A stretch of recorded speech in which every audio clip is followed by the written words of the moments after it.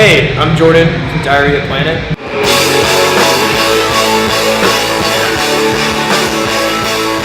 Thank you so much for sitting down with us. We're big fans. Of course. Do you guys have any pre-show rituals that you do, like before every set? Oh, totally. Sometimes we'll just do stupid stuff. We'll start we have a couple different things that we'll say, like cup of tea, cup of coffee, cappuccino, like really fast, over and over and over, and a lot of stuff like that. Push-ups, a lot of push-ups. We do a lot of those. Get the blood flowing, start the sweat pouring, so that when you get up there, you're already kind of in that mindset. Everybody I'm sure asks you about the best shows, the greatest ones. I want to hear about the disasters. What have you guys had any shows where you just memorably were just so frustrating? The worst, so funny. Yeah, the worst show ever was last New Year's Eve. We played at the Inn last year, and we decided every New Year's it was let's throw a bunch of weird wacky stuff in the mix, guest appearances by this guy and this guy and this guy. Yeah. And so Mike, our bass player, was in Boston. And so Evan, one of our guitar players, moved to bass, and then one of our other buddies decided okay, I'll play guitar in place of Evan for the whole thing. And then one of my friends, I was like, oh, you want to play one of our old songs or something, with us. And so Emmett had his cable that he patches the channels of his amp together. He had one slightly unplugged, and it was this screaming feedback the whole set, and nobody could figure out where it was coming. And so we're all looking at each other oh my god, this is the worst. It was a mess, all this feedback. And so that was one set that we just ended up cutting 3 or 4 songs and being we're done, and we just stopped because it was super embarrassing. It was really, really bad. So this year we're trying not to have that happen, but that was probably the worst show that we ever played in terms of just nobody knowing what the hell is going on. And at the pilot light, every time we play the pilot light, somebody's amp blows up or their guitar breaks or a pedal shorts out or something. It's haunted. We swear. It's really weird. We always preface each show there all right, y'all, we're spooky, the pilot light goes. So on the note of fun, awkward experiences, have you ever had what's the weirdest fan interaction or most memorable?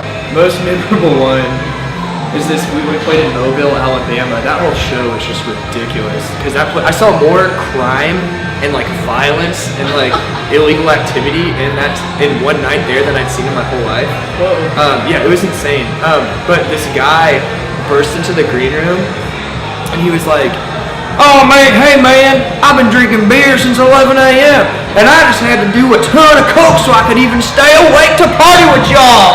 And we were all just looked at each other, and he was this shaved head, skinhead looking guy that was looked kind of he was tweaked out of his mind. And this dude's just freaking out. And so we were all whoa, okay dude, well, we're kind of hanging out, and he just stayed in there and kept spitting in my face and talking he was this close to my face, spitting all over me, talking, yelling at me.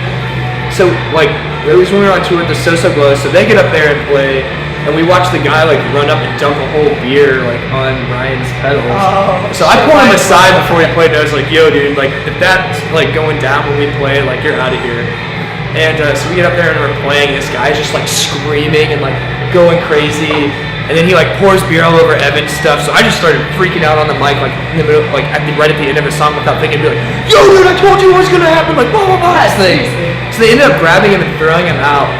Then he came back in, and we were in the middle of a song, and in the quiet part in the song, he just climbed on stage and grabbed a mic and started yelling about killing cops and stuff, and trying to make up lyrics about how he was super tough and was beating up cops. He was just he's and I'll kill all the cops, blah blah, freaking out. That's so a fear for your safety. Yeah, we were all just oh my gosh. And at the end of the show, he was yo dudes, he told us how he used to be a crackhead, and at the end of he's I went to rehab, I got all good, man. And he was just trash. I mean, he was screaming in my face, spitting everywhere, spitting into my mouth, so I had to keep my mouth shut, while he was talking. Yeah, it was gross. Chill out a little bit. Fan implies that you're not gonna try to kill the fans. That you're not trying to yeah. That guy was nuts. Well, switching gears for a second, what are your essential touring supplies? Always make sure you have a pair of shorts, because chances are if you don't, you'll end up being somewhere really hot that's in the middle of December, it'll be 90 degrees, you're what the heck? Well, it's because you didn't bring shorts. Deodorant's not totally essential. So on the note of like essential tour supplies, guitar pedals. Give me a couple. What? Yeah, are there like, you know, four? Yeah. So for overdrives, for a Marshall or British type amplifier is a Maxon OD808. That pedal is the bomb. It boosts everything. It really pushes your amp nicely. It doesn't change the sound. For Fender-based amps, the Emma Electronics Stink Bug is a good one. Carl Martin DC Drive is a good one. I really look for wah pedals. Anything from Jeffrey Teese, Real McCoy. That guy makes the coolest wah pedals in the universe. Dinosaur Jr. uses Real McCoy wahs. You know that's serious. For delays, the MXR Carbon Copy is about as solid as they come. It sounds great. It holds up. It's just a pedal I'd recommend to anyone. Best distortion box is a Rat. Those things get the best singing tone, and they can also make the craziest noise tones. You guys, blistering live show, 2 EPs, 2 albums, a whole bunch of really entertaining videos that I love. What are you excited about now? Like, what's next?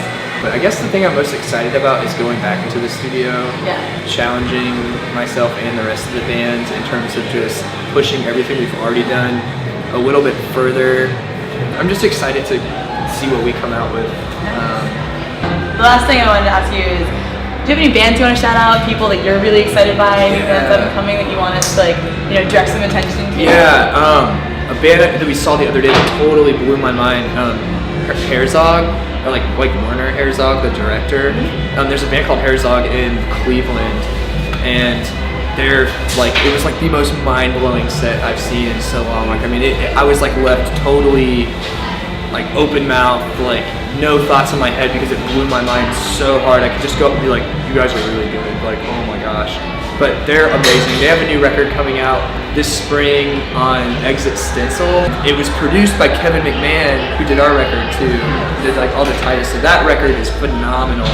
Also really excited, there's some new Nashville bands. Bully and Blank Range are 2 bands that have been like just killing it in Nashville. No Regrets Coyote has a new EP coming out on Evil Weevil. It's amazing. JTB, Jeff the Brotherhood, working on a new record as we speak. It's going to be really cool. Well, thank you so much again for doing this. Yeah, of course. Thank you. That was fun. Absolutely.